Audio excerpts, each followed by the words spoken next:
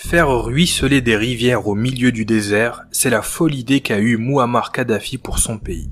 La Libye est un vaste état d'Afrique, délimité par la Méditerranée au nord et entouré par le désert du Sahara sur toutes ses frontières terrestres. Contrairement à ses voisins algériens et tunisiens, la Libye ne dispose pas de chaînes de montagnes importantes capables de faire barrière à la sécheresse du Sahara. Par conséquent, le pays est désertique et aride à 95%. Les pluies y sont très rares, les températures extrêmement chaudes. C'est d'ailleurs en Libye, dans la ville d'Azizia, qu'a été enregistrée la plus haute température naturelle jamais atteinte, 58 degrés Celsius. C'est dans cet environnement hostile que Kadhafi va lancer son projet pharaonique, la Grande Rivière Artificielle. Avec son absence criante en eau de surface, la Libye est une terre dans laquelle la principale ressource en eau est souterraine. Dans les années 50, lors des opérations de forage de puits de pétrole, deux immenses nappes phréatiques ont été découvertes dans le désert libyen, le bassin de Nubie à l'est et le bassin de Mourzouk à l'ouest. Dès son arrivée au pouvoir, Mouammar Kadhafi promet qu'il va faire jaillir cette eau de sous terre et créer une rivière qui alimentera les grandes villes du nord en eau douce, mais qui permettra aussi de se lancer dans l'agriculture et atteindre un rêve, l'autosuffisance alimentaire.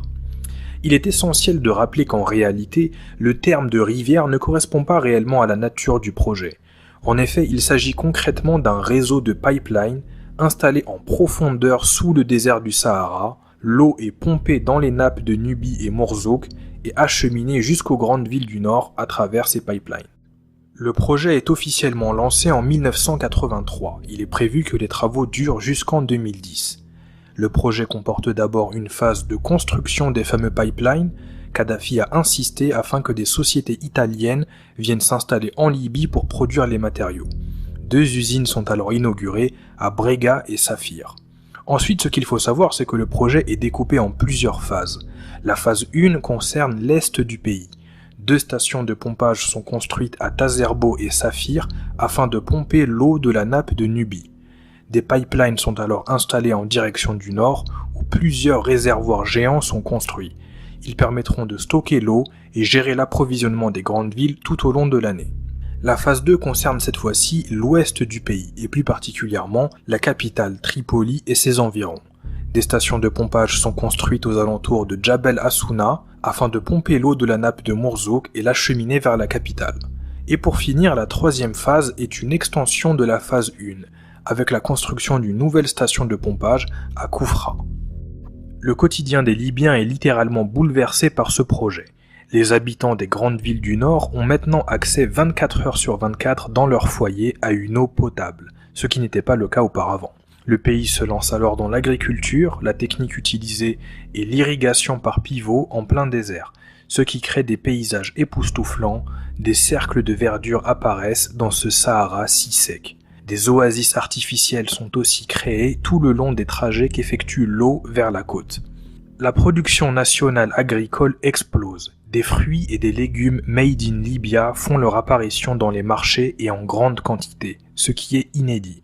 Des milliers d'emplois sont alors créés dans le domaine de l'agriculture. Point important, Kadhafi a insisté afin que l'eau à destination des foyers, l'eau qui coule dans le robinet des Libyens, soit gratuite pour tous. Seule l'eau utilisée dans le cadre de l'agriculture était payante mais à très bas prix. À la fin de la phase 3 du projet, l'ensemble du réseau mesurait 5000 km et le coût total était évalué à 30 milliards de dollars. Ce gigantesque projet n'était pourtant pas terminé. En effet, une phase 4 et 5 étaient encore prévues, mais ils ne verront jamais le jour car une rébellion armée va secouer le pays lors du printemps arabe, ce qui va conduire à une intervention militaire de l'OTAN. Le pays va alors plonger dans un chaos dans lequel il est toujours.